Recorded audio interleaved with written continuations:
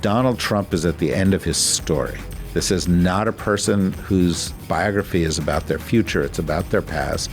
And everybody can see that in Washington. Republicans are making fun of Trump. Behind the scenes, they are saying he's not up to it. He's crazy. He literally cannot pass an object without thinking it should be named for him. Welcome to the Daily Beast podcast. I'm Hugh Dougherty. I'm executive editor. I'm keeping the seat warm for Joanna Coles, who is currently powwowing with the world's power elite in the Middle East, but she will be back. She'll be talking to Michael Wolff about what is going on inside Trump's head later this week. Thank you to everybody who commented on our interview with Senator Elissa Slotkin and Major General Paul Eaton. It was an amazing insight into what's in the mind of the national security people as they deal with Pete Hegseth. But we have somebody who's even better qualified than that here today.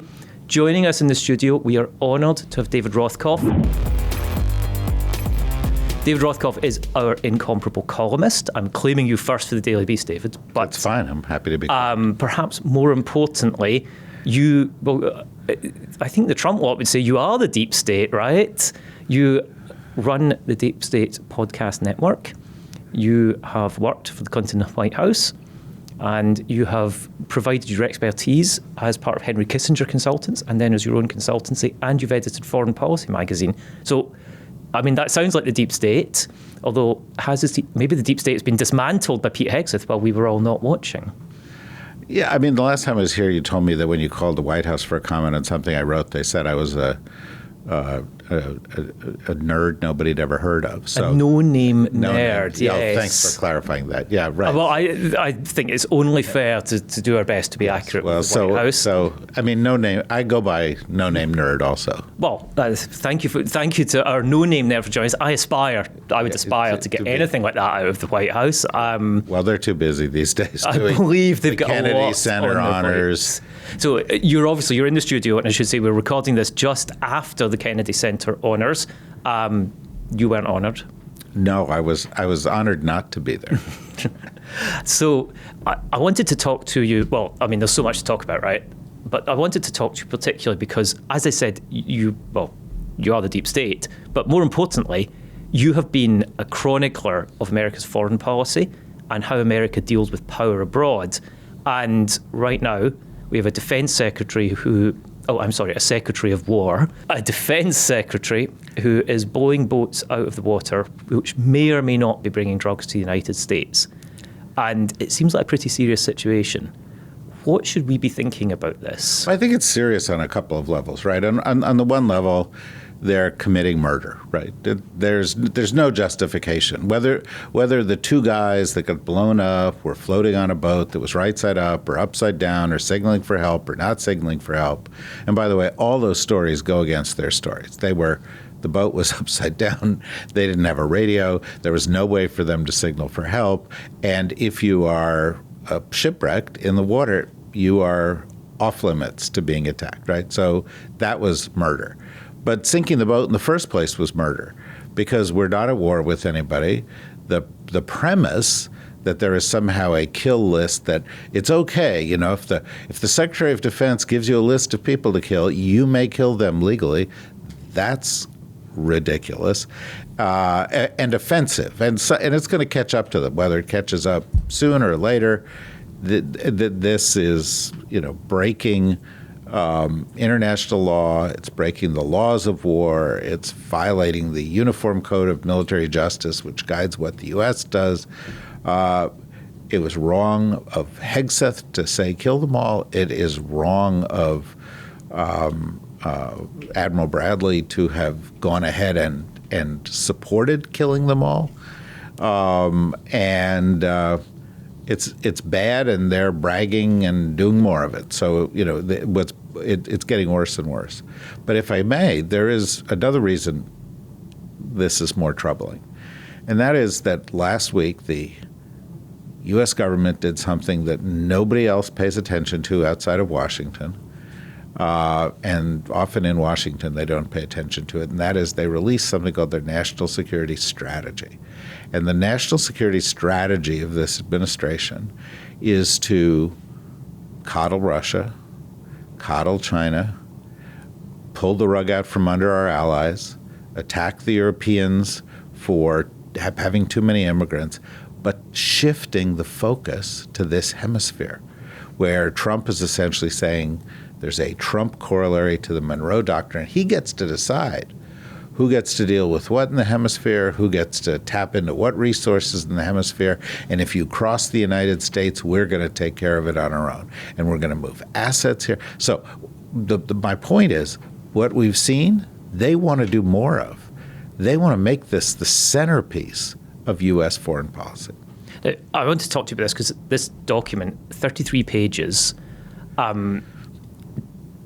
do administrations normally set out a foreign policy like this? Yeah, well, I mean, maybe hard not to answer that question.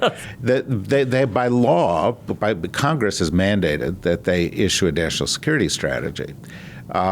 Typically, the national security strategy is kind of a bowl of porridge. You know, it's, oh, we like these guys, we're supporting democracy, we're trying to do good things, blah, blah, blah, blah, blah. Typically, it gets released, it gets put in a drawer. It may not get put in a drawer. Nobody ever reads it again. This one is different because it is so outrageous. And on one level, essentially, you know, there's been over the past few years, led by Vladimir Putin, this new kind of global alliance. It's not just anti-globalist, but it's pro-authoritarian, it's ethno-nationalist, it takes a very harsh view against immigrants. And essentially what Trump is doing in this document is saying, we're part of that group. We're, you know, those allies we've had since World War II, since World War I, they're not our allies anymore. Yeah. And the document is brutal. Well, I just wanted to read out a bit of it, which is exactly about that topic. And it's called Promoting European Greatness. And I should say, I often offer a disclaimer at the top of when I'm sitting in for Joanna that this is my Scottish accent, but I am sitting here live and direct in Manhattan. So I feel I've got some tiny insight into European greatness, and I don't think normally it gets decided by who's sitting in Washington, D.C. Scotland is not in Europe. And Scotland is not in Europe anymore. But for a while we were, and it's all changed. But I just wanted to read some of it. About Europe particularly, because I think this is like the one that goes to the heart of what's going on in this document and inside MAGA. It says that Europe's in economic decline, eclipsed by the real and more stark prospect of civilizational erasure. What does that even mean? Well, it means that there are people coming to Europe who aren't white people. That's particularly non-white, non-Christians. It's the same thing they're saying here. It's the same thing that Putin says and Orban says, you know, and in other parts of the world, it's the same kind of scapegoating another and racism that is used by Narendra Modi in India about Muslims in his case, or Bibi Netanyahu in Israel about Muslims in his case, or was used by Jair Bolsonaro in Brazil, Javier Milei in Argentina. There are a bunch of people who are playing on this kind of demagoguery, this kind of racism. But this is, you know, particularly disgusting. And the document goes down a few levels from that, saying we're going to support the parties that are aligned with these views, and if the Germans pass a law saying that being white supremacist is hate, then we're going to go against that because that's hate speech. And so we've lined ourselves up with the far right in Germany, the far right in France, the far right in the UK, with Nigel Farage and the Reform Party. It's, you know, if you're an American, you may say, well, that is remote from me. But essentially, you've got to think of two things. One, we're casting aside democracy. We're promoting and embracing racism as an American export. We're signing on with the world's other races. But the other thing is we're attacking our real allies, the people who are the frontline defense against Russian aggression, and we're pulling the rug out from them. in what we're talking about here. I expect what you'll see is efforts to pull troops out of Europe, and the Congress is afraid of it. They're passing laws saying you can't do it. Say the Defence Authorization Act has actually been, which was published in the last couple of days, has got clauses in it about refusing to allow troops to be removed. But he's going to ignore it. Right. Because what he does is he ignores it. Somebody brings them to court. Then they'll go to court. They'll fight it. Meanwhile, the troops are moving. Right? They're going to get out of there. He's going to do what he wants to do. But similarly, or as part of this whole thing, it says Ukraine's better sign on the dotted line, and our job. Our job, according to this, is to promote stability in the European-Russian relationship. And this is Trump as Putin's errand boy signing on. And if you read the document, as the joke goes so often these days, it probably read better in the original Russian. And they've erased the metadata, so we don't know. We don't know, but we do know, for example, that the last peace plan for Ukraine did include Russian talking points. Yep. And we do know they're meeting with the Russians, and we know that at the Kennedy Center honors last night, because the president was doing his Jimmy Kimmel impression and he was hosting these things. 27 minutes of Jimmy Kimmel impression, which is double the length of a Jimmy Kimmel monologue. Including insulting the audience, and it was ugly. But as part of it, somebody asked him about Ukraine, and he said, Zelensky hasn't read our stuff. I'm disappointed in him. We're going to, and Don Jr. said, well, Dad, one of the strengths of my father is that he's erratic. He didn't use the word erratic, but that he's unpredictable. And I think he may just walk away from Ukraine. And I was like, walk away? Right. What does walk away mean? He walked away from Ukraine from the beginning. He was on the side of Russia from the beginning.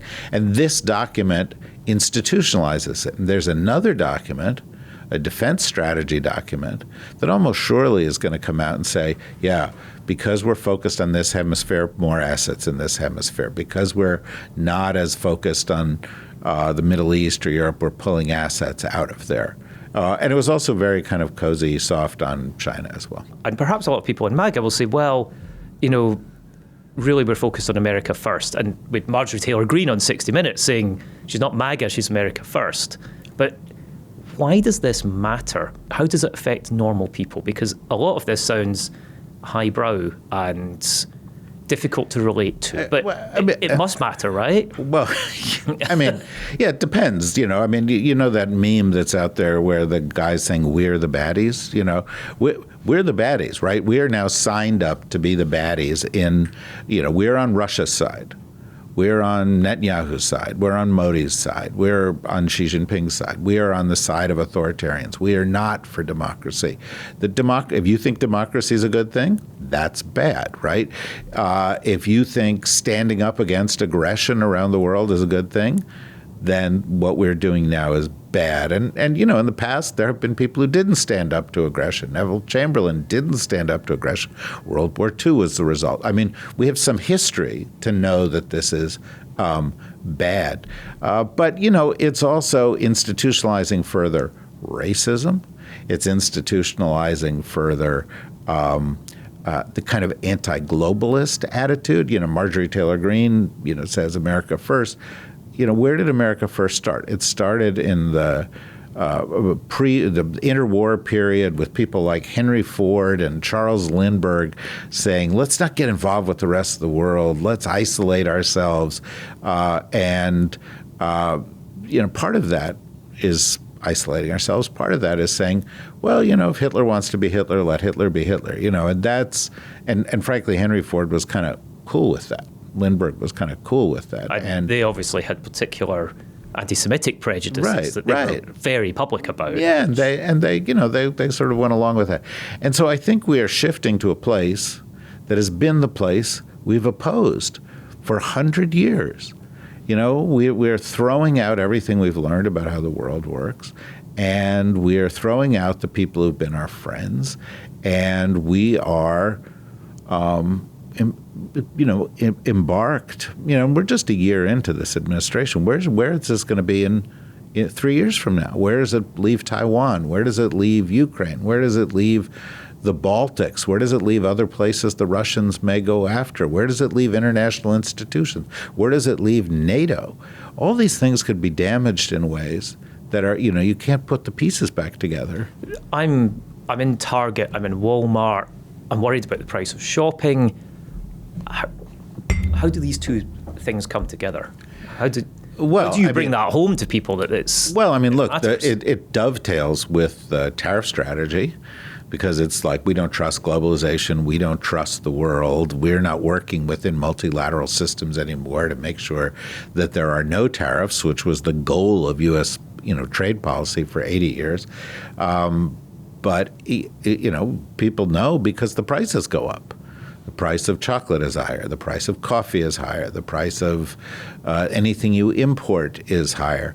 And by the way, today, as we're recording this, Chinese trade data came out, and the Chinese trade data said China's trade deficit is up to $1 trillion, and all the U.S. steps that were allegedly meant to eat into Chinese exports to the U.S. and put pressure on China didn't. Zero effect. No effect. Yeah. And the idea that Trump put forward was, they're going to take more of our soy and they're going to take more of our beef, and they're going to... That hasn't happened either in these statistics. Well, Trump likes to say, he holds the cards. I think the Chinese have revealed he does not hold the cards. And they manufactured them in the first place. Right, and they hold the cards. And I think we're going to see more of that in the year ahead. I think one thing you can look for is that Trump is planning to go to China in the first part of the year. He wants Xi Jinping to come here in the latter part of the year. And I can give you a theory of foreign policy here that my wife gave me, and I'll share it with you and your viewers and listeners, which is very sophisticated. It's called the dog park theory of foreign policy. If you ever go to a dog park, you notice the dogs are going around sniffing each other's butts because they're trying to figure out who's the alpha dog. And the funny thing is, when the alpha dog walks in, it can be the smallest dog in the park, and all the other dogs are like bowing down to it, letting the and this is just sort of pack behavior. It's like trying to figure out. Donald Trump is looking around the world, sniffing all the butts, and for all the puffing himself up, he has concluded Xi Jinping is the alpha dog. He's always saying he's my friend. That's the thing that can lift it. He doesn't think Europeans can lift him up. He doesn't think it's the prestige relationship to have. He has a trophy wife, he's got trophy houses and so forth. The trophy international relationship he wants is with China. Now, you mentioned the next year, and again, I know you've spoken to Joanna about this at great length. There's a column, and I'll just say, go in the Daily Beast and find David Rothkopf's column from early in November. Trump's year of hell is just beginning. And one of the things you mentioned in that is tariffs, that people are going to really feel the impact of them. We're causing this on Monday morning. This is warning this morning that the big retailers are looking at late December and January after Christmas to put up prices. Well, Trump lives the life of the chronic bullshitter. He's got his patter down, he goes out, he sells a good line, but every so often, the chickens come home to roost. People say, well, you promised me this, where is it? And that, he ran for office again saying, I'm going to fix the economy and I'm going to make everything better and we're going to be respected in the world and I'm going to be a peacemaker and so on and so forth.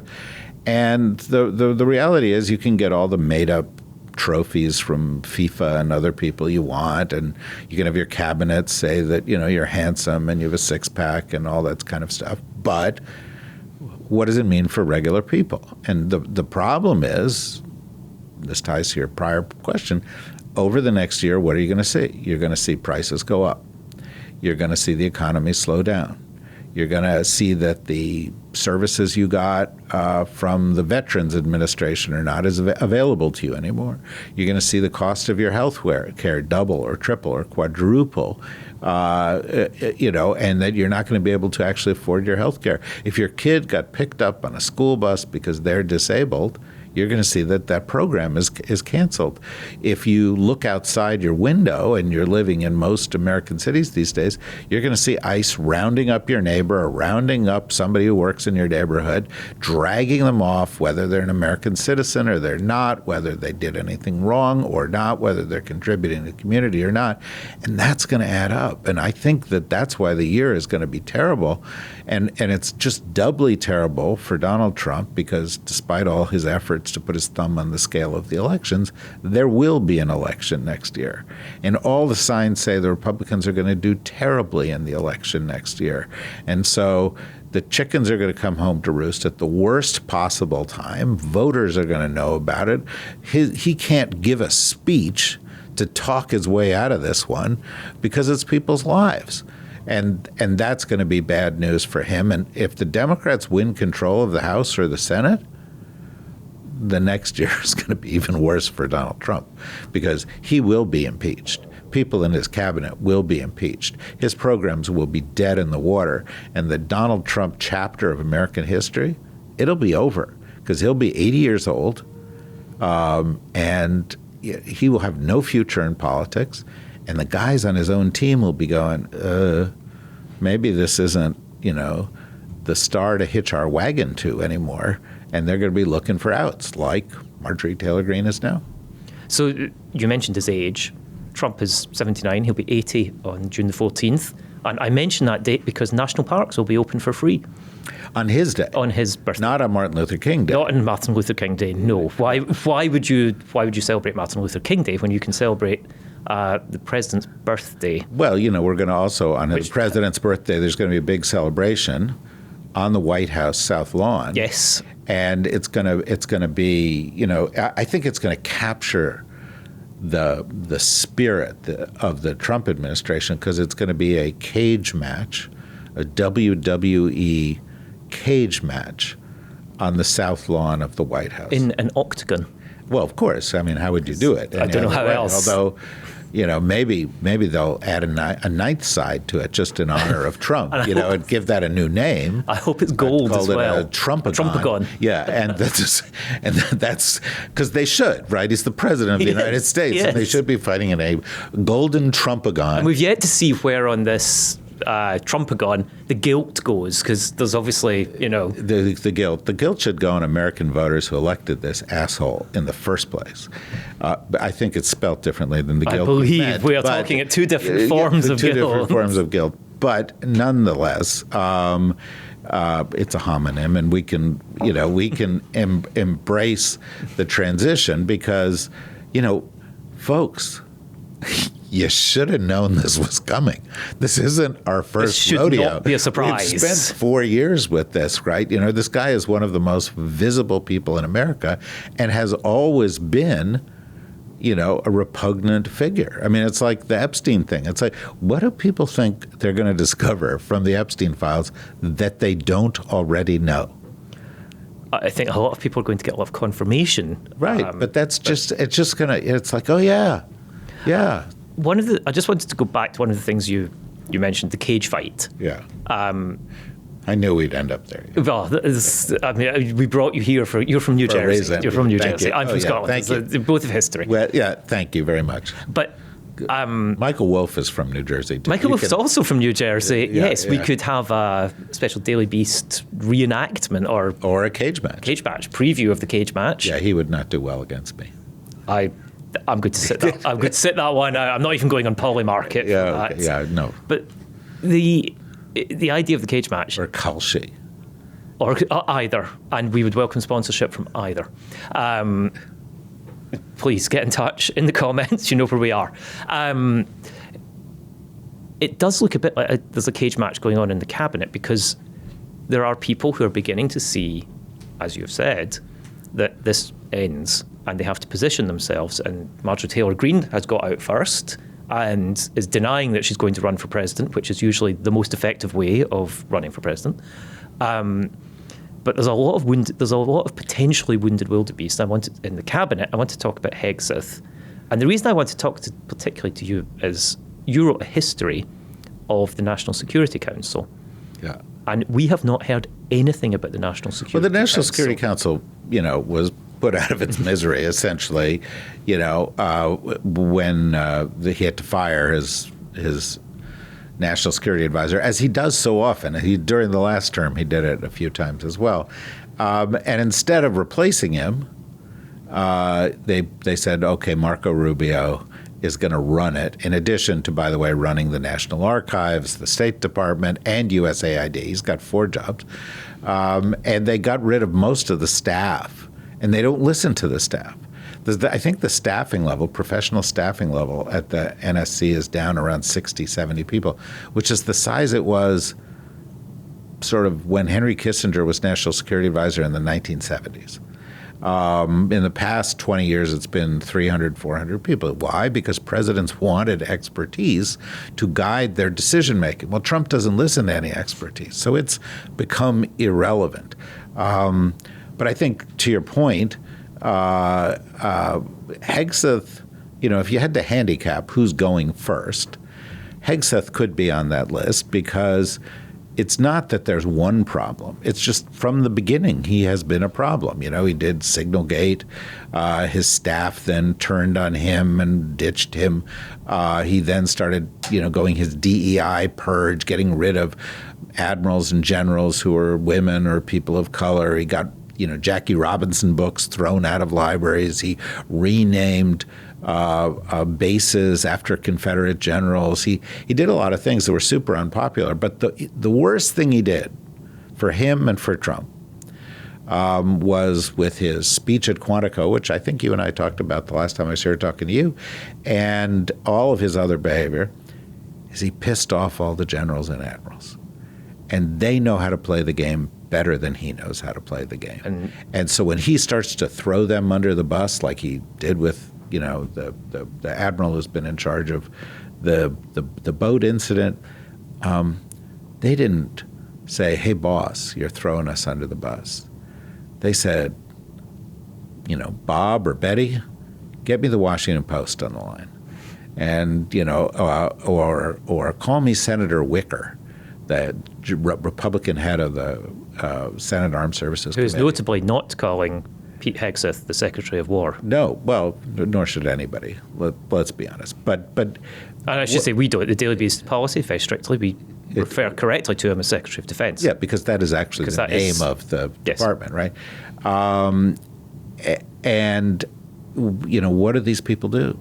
They just throw him under the bus, and they will make his life a living hell, because he is making their life a living hell. He is actually putting troops at risk. If the U.S. starts to say, well, you can shoot anybody anytime for any reason, who's going to be vulnerable to that? It's going to be U.S. troops, right? I mean, when the last time that this happened, during World War II, when American sailors were floating in the water beside a wrecked ship and Germans or Japanese shot them, we prosecuted them for war crimes, right? And they know that this is not a game. It's not a Fox TV show. It's not Trump and Hegseth pumping up their testosterone levels. This has real consequences, and they're going to go after him. And so my sense is I don't think Hegseth can survive this. Does Tulsi Gabbard also go because she's alienated people, or does Kristi Noem go because she's done some crazy nonsense with Corey Lewandowski, or does, are there others who will go? Allegedly. Allegedly. The reality is, there'll be others, because this, at the end of a year tends to be in an administration, there is some turnover anyway. But I don't think Hegseth, I think it'd be too big a headache for Trump as he goes into this year where his party is fragmenting.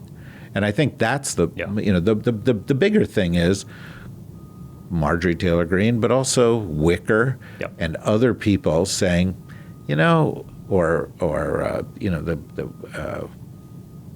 what's the one who who's co-leading the Epstein effort? Thomas Massey. Right? Massey. And these people are like they're not afraid of Trump anymore, and that in some respects the biggest development in U.S. politics in the past couple months is nobody's afraid of Trump. Now, you worked very closely with Henry Kissinger Yeah, but And I just raised that because he's a man. apologize. I raise it really because he's a man that people were afraid of, but also respected. And I'm not going to go down, the difficult road of right and wrong here, but he was a figure. You can go down the difficult road. He was wrong on a lot of things. Well, I was only avoiding that because I just wanted to focus on the personality issue of it a bit. That Trump doesn't have a Henry Kissinger, right or wrong. He doesn't have. He doesn't think he needs one. He thinks he's the only Henry Kissinger he needs. And he's got Steve Witkoff to go and essentially be the most powerful foreign policy figure other than him. And maybe Jared is coming back as he likes people who will confirm his impulses and that will, do what he asks them to do. Now, by the way, Rubio had his spine surgically removed. He is not standing up for anything either. But I think Rubio, like J.D. Vance, is sitting there going, how do I play this? Because I want to succeed Donald Trump. And I just think, this is going to be the whole thing. You guys cover with a great avidity how many Band-Aids he's got on his hand. We are always on cankles alert and Band-Aid watch. Right, and the circumference of his cankles. Yes. And, these are serious issues. They actually are serious issues because they are evidence that Donald Trump is at the end of his story. They are signs to the world that this is not a vigorous person. This is not a person whose, biography is about their future. It's about their past. And everybody can see that in Washington. And so, especially the people who are sitting, in Marco Rubio's case, to his right. Well, and in J.D. Vance's case, across the table. Or as at the cabinet meeting, Marco Rubio is sitting there going, the president is the most vigorous, brilliant man ever. And Trump's like, Trump is passed out next to him. Rubio's like in the shot that then everybody uses to go, these people are losing it. Yes. But they're also. If you're Marco Rubio, you've got to be unhappy that you're in that shot because you can't. You're now in this territory. You can't separate. Well, that's the thing is them. They're going to spend all their lives going, well, I was there advising Trump not to do this horrible thing. I was the conscience of this administration. But, I think I don't trust anything Marjorie Taylor Greene says. And, if you watched her 60 Minutes interview over the weekend, she was still pretty gross and still pretty much Marjorie Taylor Greene. But there's one thing she says that everybody knows is true, and that is behind the scenes, Republicans are making fun of Trump. Behind the scenes, they are saying he's not up to it, he's crazy, what is he's going to name? He literally cannot pass an object without thinking it should be named for him. He wants to name the Kennedy Center after himself. The past week, he renamed the U.S. Institute of Peace after himself. He said last week that he wants to tear down Dulles Airport. And you know why? Because he wants to name it after himself. And there's a move afoot to name things after himself. To me, by the way, if you're watching his Band-Aids and you're watching his cankles, the number of things he wants to name after himself, I think, is a good indicator of how ill he thinks he is. Because this is just him looking for some legacy. It's just him saying, well, that could make me immortal, because I think he realizes that he is shuffling off this mortal coil sooner rather than later. Well, if you were in the Trump cabinet, or maybe if you were a Trump cabinet member's chief of staff, what would you be doing right now? Looking for Plan B. You'd be how do I get a soft landing? How do I get out? How do I put a place where, I don't alienate Trump while he has some power, but that I can distance myself from Trump? And by the way, it's not just the cabinet. You know who else is doing that? Elon, Peter Thiel, Mark Andreessen, Mark Zuckerberg, Jeff Bezos, all the people who are catering to him, all the people who are funding his, ballroom, where he, by the way, fired the architects last week, and the price is getting bigger and bigger. All these people are walking a fine line.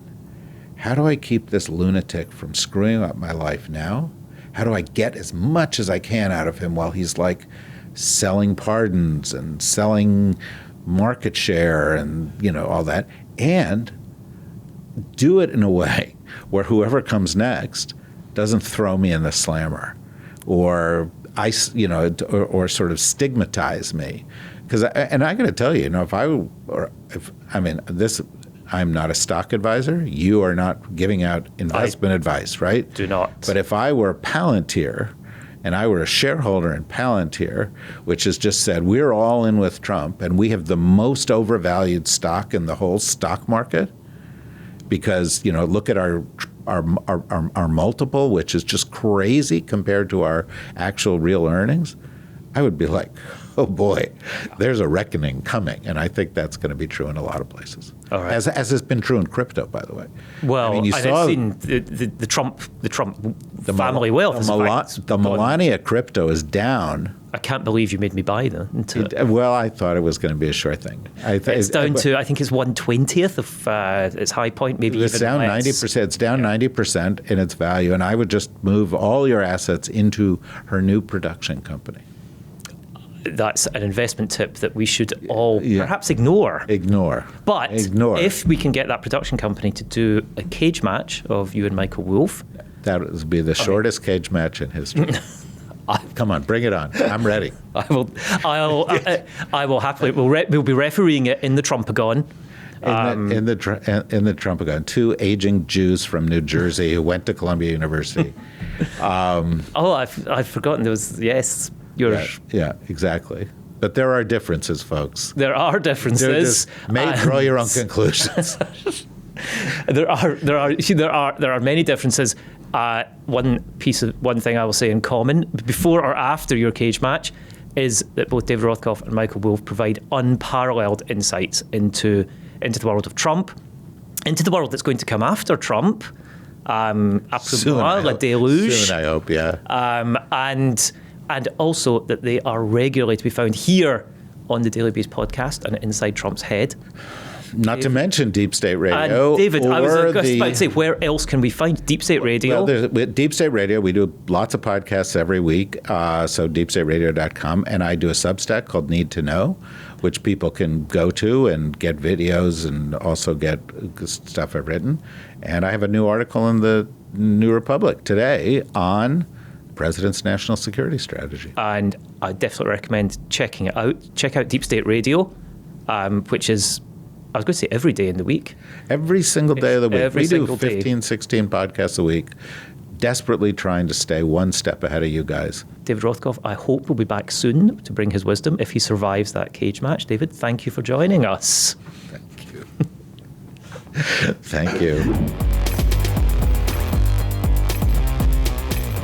David Rothkopf, thank you for your insights. Good luck with the cage match prep. You can keep up to date with the other cage match, the one in DC, at the Daily Beast. Subscribe to never miss a cankle or a bruised hand at www.thedailybeast.com. Thank you to everyone who subscribes. Thank you to everyone who's part of our YouTube channel. We love your comments. Thank you to everybody who commented on our interview with Senator Slotkin and Major General Eaton. I just want to give a big shout out to Karen White, one of our Beast level members, who commented that Senator Slotkin is her own senator in Michigan. You can join that growing list by hitting the join button right under the video. Get your name read out by me or by Joanna, who has far better diction. And there are a load of other benefits to being a member, exclusive interviews and opinions among them. Joanna will be back with Michael Wolff to dive into the dark place that is inside Trump's head. Whether you're planning a trip to the Trumpagon for a cage match or just going about your normal life, there's only one thing I should say, which is be Beast. Thanks to all our Be Beast tier members. The other names are Sandra Clark, Methinks, Travels with Carol, Andrew Beaver, Capinator, Harry Clark, Don McCarthy, Daniel Doglover, M. Greiner, Felivia Orlando, Herbie, Andrew Meller, Laz Conde, Bonzo, Val Francisco, Andrea Hodel, Bocock DC, Sharon Shipley, Connie Rutherford and Heidi Riley. And finally, thank you to our team, Devin Rogerino, Anna Von Osen and Jesse Millward.